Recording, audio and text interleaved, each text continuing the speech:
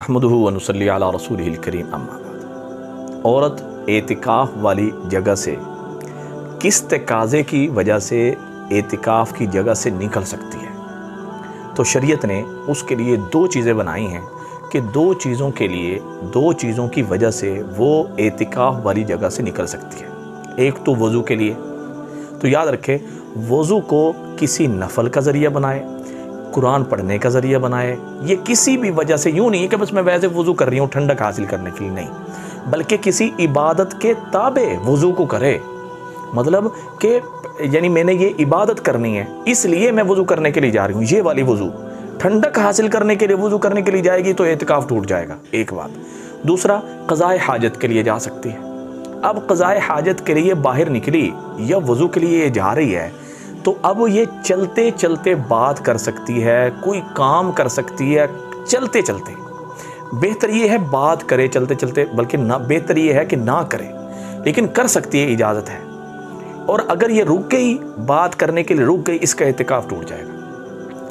हाथ धोने के लिए जा रही है, नहीं जा सकती, एतिकाफ़ टूट जाएगा। मिसवाक करने के लिए, टूथपेस्ट इस्तेमाल करने के लिए ये निकली है तो इसका जो है ना जी एतिकाफ़ टूट जाएगा। और इसके अलावा यानी कोई भी यानी हाजत है, किसी भी हाजत के लिए, इसके अलावा कोई भी हाजत के लिए अगर ये निकली है तो उसका एतिकाफ़ टूट जाएगा। हाँ, अब कर क्या करे, मिसाल के तौर पे अब ये वज़ू करने के लिए जा रही है, इसने नफल पढ़ने यानी अपनी क़ज़ा नमाज पढ़नी है तो इसलिए वज़ू करने के लिए जा रही है। तो अब ये वज़ू के लिए करने के लिए अब ये मिसवाक भी इस्तेमाल कर सकती है, टूथपेस्ट भी इस्तेमाल कर सकती है।